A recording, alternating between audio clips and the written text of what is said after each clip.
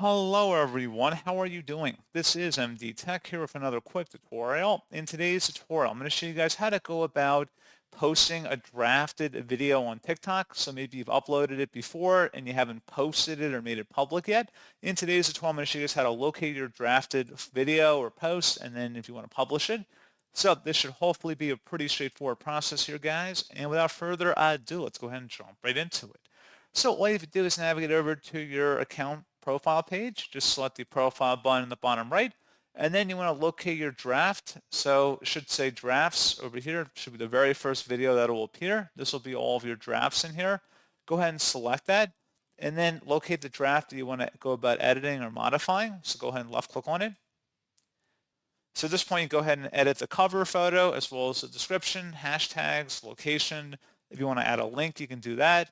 And then once you're done, you can select the post button and then it will go ahead and post it. So pretty straightforward process on that, guys.